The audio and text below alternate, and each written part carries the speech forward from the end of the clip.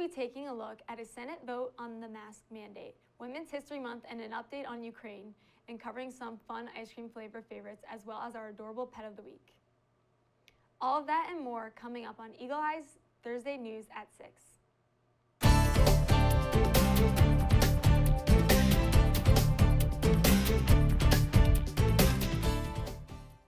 Good evening and welcome to Eagle Eye News at 6. I'm Riley Sue Walker. And I'm Samantha Avila. The Auburn University COVID Resource Center has reported 27 new positive COVID cases for the week of February 28th through March 6th. This number is the exact same as the previous week of cases and maintains consistent with the continuing decline since Auburn students arrived back on campus for the spring semester. These are some of the first official numbers that have been recorded after the lift of the mask mandate on Auburn's campus. In addition, the center has also reported that out of 374 on-campus administered tests, 4 came back with a positive result. That is a 1.1% positivity rate, which is a slight decrease from the previous week's 5.2%. The East Alabama Medical Center has seen a decline in hospitalizations and ventilator usage since the start of the new semester. The center itself continues to reside in visitation level red, according to its last official report on January 26th. You can stay updated on Auburn's COVID situation by visiting the Auburn COVID Resource Center website. The Senate voted Tuesday to repeal the federal travel mask mandate. 8 Democrats crossed the aisle to support the measure, while Republican Senator Mitt Romney sided with the Democrats in a 57-40 vote. Kentucky's Senator Rand Paul used something called the Congressional Review Act to force the vote. That rule allows senators to overturn federal agency regulations with a simple majority vote. The action comes after the Biden administration announced they would extend the mask mandate on public transportation through April 18th. Many states and cities have been lifting their mask mandates as new COVID cases continue to trend downward. The measure must now pass through the House before it can make its way to President Joe Biden's desk. Auburn University is proud to be named one of the 5 winners for the 2022 Active Minds Healthy Campus Award by the Active Minds organization. The award celebrates colleges and universities across the United States that provide access to quality healthcare in addition to giving equal priority and investment to mental health. Auburn was judged on a variety of criteria, including prioritization of a collective strategic approach, defining health broadly and pursuing it comprehensively, and providing quality, responsive, accessible clinical services. Auburn joins several other universities in its recognition, including Barstow Community College, University of South Florida at St. Petersburg, Stevens Institute of Technology, and Virginia Tech. For more information about this award, visit activeminds.org/programs/healthy-campus-award. The College of Education program titled Education to Accomplish Growth in Life, or EAGLES, designed to give students with intellectual disabilities a complete college experience, and recently opened a completely renovated facility, or nest, to call home. The 3,200 square foot home in Foy Hall offers staff and students resources such as classrooms, a technology center, staff office space, a conference room, lobby, and even a kitchen to maximize the program's success. This brand new space will allow EAGLES staff to conduct classes and meetings as part of their day-to-day business in order to teach an array of skills to students through 17 program courses. It will also be used to train warm-hearted individuals nurturing great success, or WINGs, who are peer mentors to help expand the program onward and upward. EAGLES students are excited to utilize their new nest resources and are looking forward to enhancing their experience at Auburn. If you are looking to get more involved on campus, Travis Harrison has all the details that you need to know. Let's take a look. Hey everyone, my name is Travis Harrison. I hope everyone's having a great week. We're in the home stretch of the school year, but there's still plenty going on. Monday, the Career Center is hosting a virtual career fair that is open to all majors. This is a great opportunity for all students, so make sure to check it out. The fair will be from 2 to 6 p.m. and you can visit aub.ie/AUCF for more information. On Wednesday, the Harrison School of Pharmacy is having a free health fair open for all students. The health fair will include free blood pressure, free blood sugar, and mental health screenings. Stop by Student Center Room 2222 from 11 to 4 p.m. Also on Wednesday, Active Minds is having a benefit night at Fruitables, starting at 4 p.m. and ending at 7. Active Minds raises awareness about and teaches about mental health on campus. Students. They're a great organization, so make sure to go out there and support them. Thursday night, UPC is having another Tiger Night Spring Fair, and it's a great opportunity to hang out with other students and just have a good time. As always, there are dozens of other events happening on AU Involved, so make sure to go and check them out.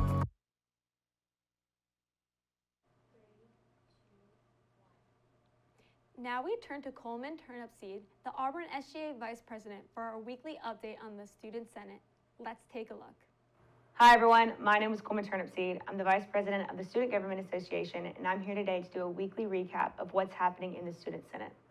This past week, we had 13 confirmation bills going through, including our new senator from the College of Forestry and Wildlife Sciences, Senator Nico Martinez. Next week, we will confirm 2 more of our senators from the College of Nursing and the College of Construction, Architecture, and Design. Those senators are Senator Isabel Lubin and Senator Avery Raines. We're still waiting on 2 more confirmations, and after that, our Student Senate will be full. Last night, the Student Government Association SGA exec selected our assistant vice presidents, and those will be announced soon. If you ever are wanting to attend a Student Senate meeting, they're held in the Student Center 2222 and 2223 at 7:30 p.m. Please come by, all students. When we return from this short break, we'll take a look at how Auburn is helping math teachers around Alabama, as well as a new exhibition at the Jewel Collins Smith Museum. You're watching Eagle Eye News at 6.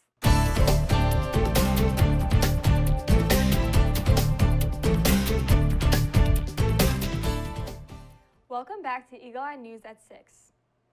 Auburn University's College of Education is joining forces with the College of Science and Mathematics to address the shortage of math teachers in Alabama. Using $3.2 million in funding, the project titled Developing, Recruiting, and Empowering Alabama Mathematics Teachers, or DREAM Math, is underway. DREAM Math's first cohort will begin in May and complete 36 credit hours during a 4-semester period, leading to a master's level teaching certification. They will also receive a stipend that will cover tuition, fees, and living expenses during their instruction, as well as a $10,000 annually for each of the first 4 years of their teaching careers at a high-need school upon completion of the program. DREAM Math project leaders hope to help feed the pipeline of math educators and fill the crucial need for teachers throughout the state. Auburn and its partners are looking for 12 participants in the 2022 cohort and 14 for the 2023 cohort. Anyone interested can contact martwg@auburn.edu or strutme@auburn.edu. March is Women's History Month, and Auburn University's leaders and departments are celebrating the vital role that women play to create a thriving campus. The university and the Office of Inclusion and Diversity, or OID, are hosting a multitude of events to support the women at Auburn.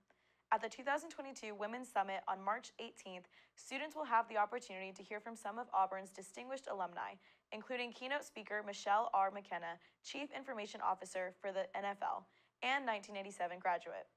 This summit is designed to equip women with the skills to excel in their careers, as well as the confidence to lead and the courage to support each other. On March 23rd, OID's Women's Initiative and Gender Equity is hosting a book club meeting for Feminism is for Everyone by Bell Hooks. On March 29th, there will be a Women of Color mentorship brunch for faculty, staff, and students from 10:30 a.m. to noon in Brown Copel. RSVP by March 22nd if you are interested. For more information on the events, visit AU Involve on the Auburn events calendar. The Jewel Collins Smith Museum of Fine Arts at Auburn University is pleased to present the first in an emerging series titled Radical Naturalism by Tommy Coleman, A New Nature and My Problem with the Vessel.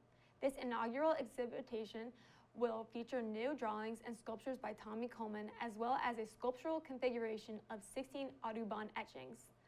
Through this showing, the JCSM invites contemporary artists inspired by the natural world to research the university's collection, to engage with John James Audubon's evolving legacy. Audubon is a 19th century artist who dedicated his life to hunting and trapping North American specimens, as well as documenting the species of birds, insects, and plants that he encountered.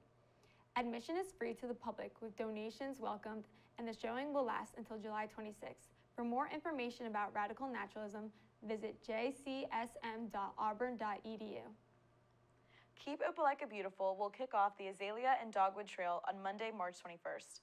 The trail begins at the corner of 2nd Avenue and 8th Street and winds throughout the historic district and other neighborhoods of Opelika.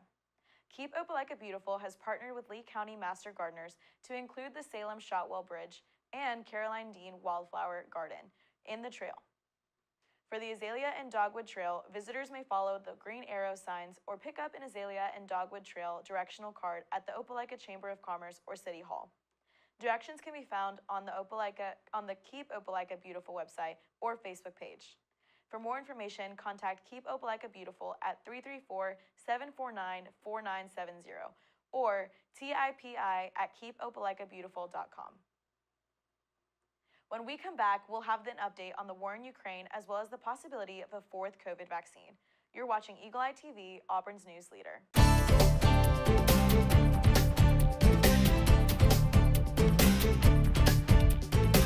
We return now to Eagle Eye News at 6. Russian forces are ramping up and unleashing furious and lethal attacks across Ukraine. New and disturbing images are revealing the horrors civilians are facing as they become the victims of relentless Russian attacks. Those brutal images now have President Biden labeling Russian President Vladimir Putin a war criminal. Cole Higgins has the latest. The bodies of innocent people strewn across the sidewalk in Chernihiv, Ukraine, killed by a Russian rocket while they were waiting in line for bread. Flames rage and black smoke billows from a bombed theater where hundreds were taking refuge in Mariupol. Their fate is unknown. The word children was spelled out in Ukrainian on both sides of the theater before the bombing, satellite images show. About 2.5 miles away, a public swimming pool also being used as a civilian shelter has been hit by a Russian military strike. It is a crime to intentionally target civilians. It is a crime to intentionally target civilian objects. We have reasonable grounds to believe crimes within the jurisdiction of the court are being committed. As blood spills, lives are lost, and cities are mercilessly destroyed across Ukraine, President Biden now says Russian President Vladimir Putin is committing war crimes. I think he is a war criminal. The president's remarks speak for themselves. He was speaking from his heart and speaking from what he's seen on television, which is barbaric actions by a brutal dictator through his invasion of a foreign country. I'm Cole Higgins reporting. A 4th COVID-19 shot for people over 65 could be available soon. Pfizer and BioNTech submitted an application for emergency use authorization from the Food and Drug Administration for a second booster shot on Tuesday. The firms work together in their coronavirus vaccines. Pfizer says it is continuing to collect data and talk with health officials about a vaccine strategy and whether a 4th dose will be needed. Pfizer and BioNTech are currently studying additional doses, including Omicron-specific vaccines. With COVID restrictions raised, New York City bars are gearing up for a historic St. Patrick's Day celebration. They haven't been able to celebrate for the past 2 years. In 2020, indoor dining was shut down completely in March, and last year, indoor dining was capped at 25%. Dublin House on the city's Upper West Side is expecting big crowds today. They've been an Irish staple for 100 years. Owner Michael Cormacan says business has been tough during the pandemic, and he's hoping today's sales help give them a boost. They've ordered 15 kegs of Guinness to help keep up with the anticipated demand, which is 3 times more than they would normally order. A newly discovered species of a prehistoric cat was unearthed in Southern California. On Tuesday, the San Diego Natural History Museum unveiled the fossilized jaw and teeth from a species found in San Diego County. Scientists believe the saber-toothed animal lived over 40 million years ago and was about the size of a bobcat. It was one of the first species to have exclusively meat-based diet. They say the new kind of hunter was a part of a mysterious group of animals that are now completely extinct, but researchers believe the predator's traits still live on in true cats that are hypercarnivores, including some house cats. When we return, we will talk about the National Day and an interesting ice cream flavor favorite. You're watching Eagle Eye News at 6.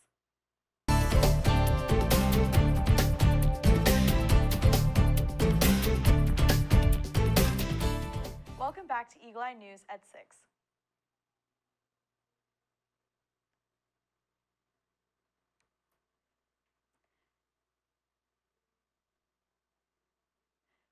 Today is St. Patrick's Day, a time when many Americans celebrate their Irish heritage, or pretend they have Irish heritage.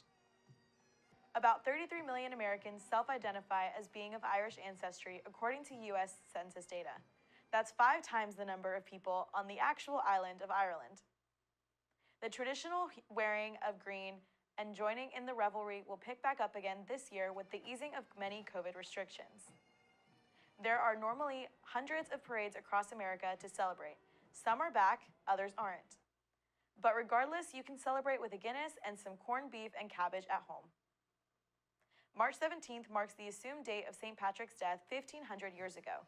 The legend that St. Patrick drove the snakes out of Ireland is probably a myth, but he is credited with bringing Christianity to the Emerald Isle. If you are one of the many who fell in love with the Kraft mac and cheese ice cream last summer, this story is sure to make you happy. As of right now, you can grab the unique dessert at Walmart near you. But you better hurry up, it could only be available for a limited time.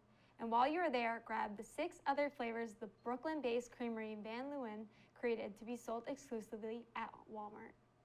The Planet Earth Pizza, Hot Honey Royal, Wedding Cake, Bourbon Cherries Jubilee, and Wild Blueberry Shortcake are all the new flavors sure to satisfy your taste buds. The flavors are carried in Walmarts nationwide. Oh, I just can't wait to be king. Through our new pet of the week, Simba, may not look as fierce as a lion, he sure likes to pretend he is. His young age and curiosity fuel his love adventure. He can't wait to come home with you to show you how great of a friend he can be. Simba is 1-year-old, vaccinated, microchipped, fixed, and FIV/FELV negative. Apply for him online today.